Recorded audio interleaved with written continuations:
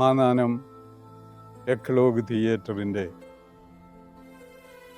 യാത്ര എന്ന പരിപാടിയിലേക്ക് ഏവർക്കും സ്വാഗതം. ഇന്ന് നമ്മൾ തോമച്ചന്മാരും ചാവറയച്ചനും കണിയാന്തര യാക്കോബിൻ്റെയും കൂടെ മാന്നാനം കുന്ന് കാണാൻ വേണ്ടി പോവുകയാണ്. മാന്നാനം കുന്നിന് അവിടെയുള്ള ആളുകൾ വിളിച്ചിരുന്ന ഒരു പേരുണ്ട്, ഓലങ്കണ്ണാൽ മുകൾ എന്നാണ് വിളിച്ചിരുന്നത്. ആ ഓലങ്കണ്ണാൽ മുകളിലേക്ക് നമ്മൾ മാന്നാനം കുന്ന് അച്ഛന്മാർ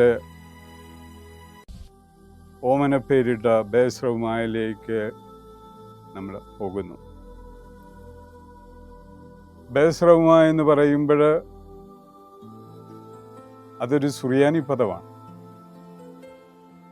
ആ സുറിയാനി പദത്തിൻ്റെ അർത്ഥം ഇത്രയേ ഉള്ളൂ, ഉയർന്ന സ്ഥലം. ഉയർന്ന സ്ഥലം എന്ന പേര് പിന്നീട് സഭാചരിത്രത്തിലേക്ക് എഴുതി ചേർക്കപ്പെടുന്നുണ്ട്. പക്ഷെ സാധാരണ ആളുകൾ അവരിന്നും മാന്നാനം കുന്നെന്നൊക്കെയാണ് പറയുക.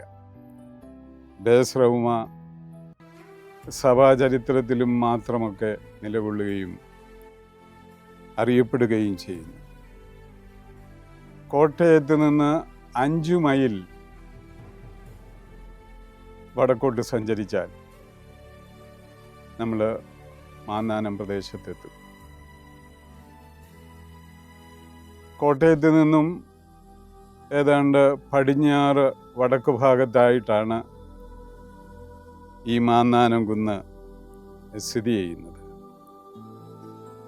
ചരിത്രത്തിലും കവിതകളിലുമൊക്കെ ഈ മാന്നാനം കുന്ന് ഇടം പിടിച്ചിട്ടുണ്ട്. പച്ചനിറ പകിട്ടാർന്ന പ്രദേശമായിട്ടും കണ്ണിന് കുളിരേകുന്ന പ്രദേശമായിട്ടുമൊക്കെ പഴയ കവിതകളിൽ നമുക്ക് കാണാൻ സാധിക്കും. സമുദ്രത്തിൽ നിന്നും 147 അടി ഉയരത്തിലാണ് മാന്നാനം കുന്ന്. മാന്നാനത്ത് നിന്ന് കഴിഞ്ഞാൽ പടിഞ്ഞാട്ട് നോക്കിയാൽ പടിഞ്ഞാറ് കടൽ തീരത്തുള്ള തുറമുഖത്തിൻ്റെ ദീപസ്തംഭം, അതിൽ നിന്നുള്ള പ്രകാശം നമുക്ക് കാണാൻ സാധിക്കും. ആ പ്രകാശം കണ്ടിട്ടുണ്ട്. ഇന്ന് ആ പ്രകാശം പ്രവർത്തിക്കുന്നില്ല. ഇന്ന് ആ ദീപസ്തംഭം പ്രവർത്തിക്കുന്നില്ല. അതുകൊണ്ട് അത് കാണാനും സാധിക്കുന്നില്ല എന്നതാണ് സത്യമായിട്ടുള്ളത്. മാന്നാനം കുന്നിൻ്റെ ശോഭ മനസ്സിലാക്കണമെങ്കിൽ അതിരമ്പുഴയിൽ നിന്നും പുറപ്പെടുന്ന ഒരു പുഴയുണ്ട്.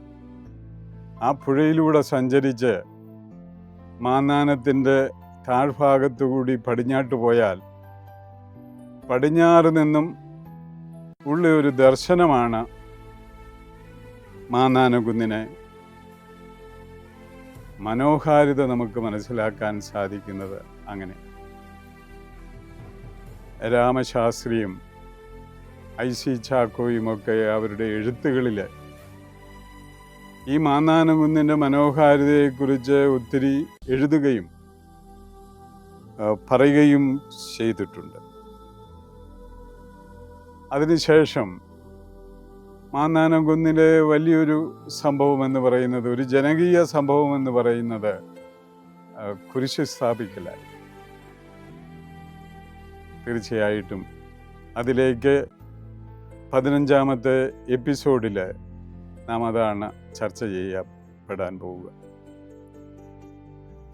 നമുക്ക് 15ാം എപ്പിസോഡിലേക്ക് കടക്കാം.